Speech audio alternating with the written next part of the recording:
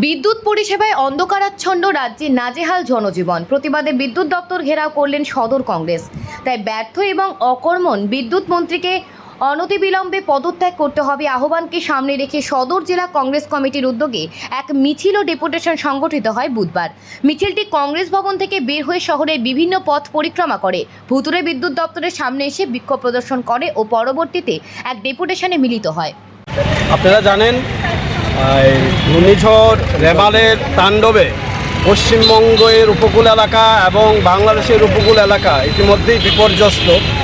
কিন্তু আমাদের রাজ্যে রেমাল না হলেও আমাদের রাজ্য বিপর্যস্ত হয়ে পড়েছে একটা অপদার্থ সরকারের অপদার্থ কার্যকলাপের জন্য। আমাদের এখানে একটা রেমালের ঝাপটা এসেছে। সত্যিকারের রেমাল যদি আসতো তাহলে কি অবস্থা হতো আমরা জানি না। একটা অপদার্থ বিদ্যুৎ মন্ত্রী আমাদের আছেন, যে বিদ্যুৎ দপ্তর আগে থেকে কোনো ব্যবস্থাই নেয়নি। এখন বলছে, কালকে আমরা দেখলাম শীততাপ নিয়ন্ত্রিত কক্ষে বসে উনি সাংবাদিক সম্মেলন করেছেন, করে বলেছেন যে ঝড়ে গাছের ডাল পড়ে গেছে, তাই ইদানিং কিছুদিন এই কষ্ট করতে হবে। এই বিদ্যুৎ পরিষেবা শুরু হতে আরও কিছুদিন লাগবে। ঝড়ে যদি ডালপালা না পড়ে, ঝড়ে কি মাছের পোনা পড়বে? ঝড়ে তো ডালপালাই পড়বে। তো ঝড়ে ডালপালা পড়বে, তার ব্যবস্থা নেওয়ার জন্যই তো ইমার্জেন্সি টিম রাখতে হবে। সেই ইমার্জেন্সি টিম কোথায়? আমরা সেটা দেখতে পাচ্ছি না। কিছুদিন পর পর বিদ্যুতের বিল বাড়ানো হয়, বিদ্যুতের শুল্ক বাড়ানো হয়। কেন সেটা বাড়ানো হয়? কারণ ভালো পরিষেবা দেওয়ার জন্য। যে ইলেকট্রিসিটি রেগুলেটরি বিল আছে, যে রুলস আছে, সেটা অনুযায়ী বিদ্যুতের দাম 1 টাকাও আপনি বাড়াতে পারবেন না। শুধু এটা পরিষেবা ভালো করার জন্য দাম বাড়াতে পারবে। সেই পরিষেবা ভালো করার জন্য যদি দাম বাড়িয়ে থাকে, কোথায় সে পরিষেবা?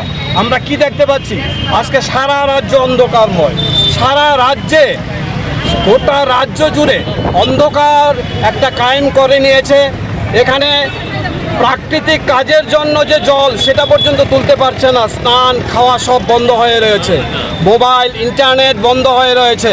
সমস্ত কিছু বন্ধ হয়ে রয়েছে। অন্ধকার গোটা গ্রাম ত্রিপুরা, এমনকি শহরেও আপনারা দেখছেন বিভিন্ন এলাকা, বিভিন্ন জায়গায় কারেন্ট নেই, কোনো বিদ্যুৎ নেই। বিদ্যুতের অভাবে জল তুলতে পারছেন না মানুষ, কাজ করতে পারছেন না মানুষ, ইন্টারনেট চলছে না।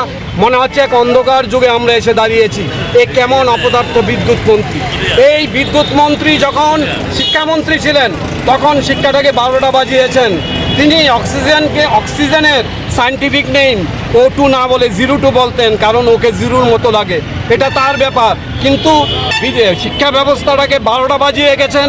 বিদ্যার জ্যোতি যে রেজাল্ট আমরা দেখেছি, তারই মস্তিষ্ক প্রসূত এবং তার সঙ্গে কিছু আমলা যোগ হয়ে তার বিরুদ্ধে অনেক করাপশানের অভিযোগ আছে। পাশাপাশি এবার আমরা দেখলাম উনি বিদ্যুৎ মন্ত্রী হয়ে সম্পূর্ণ ব্যর্থ একজন মন্ত্রী, কোনো কিছুই সামলাতে পারছেন না। দুদিন পরে পরে তিনি শুধু বলছেন যে কিছু ঠিক করে নেবেন, সব কিছু ঠিক করে নেবেন। আমরা জানতে চাই, কবে উনি পদত্যাগ করবেন? কবে আমাদের রাজ্য এই শনির গ্রাস থেকে মুক্ত হবে? আমরা প্রদেশ কংগ্রেসের তরফ থেকে, প্রদেশ কংগ্রেসের প্রতিটি শাখা সংগঠনের তরফ থেকে দাবি করছি, আজকের মধ্যেই উনি পদত্যাগ করুক, নতুবা আমরা এক বৃহত্তর আন্দোলনে যাব। একটা ভালো মেসেজ দিন, কারণ আপনি ইতিমধ্যেই সবার কাছে একজন অপদার্থ, এমনকি আমাদের নেতৃত্ব বলেছেন একজন সাইকো নেতা, সাইকো মন্ত্রী হিসাবে আপনি চিহ্নিত হয়ে গেছেন। আপনি জিপ গাড়ির পেছনে দাঁড়িয়ে নাচতে পারেন, বাইকের পেছনে দাঁড়িয়ে নাচতে পারেন, অথচ বিদ্যুৎ মন্ত্রী হিসাবে কি করণীয় সেটা আপনি কিছু করতে পারেন না। তার জন্য আমরা চাইছি অবিলম্বে বিদ্যুৎ পরিষেবা ভালো হোক। রাজ্যের মুখ্যমন্ত্রীর কাছেও আবেদন করছি, যিনি নাকি ইদানিং ব্যস্ত তার দলের প্রচারে বাইরে ঘরে।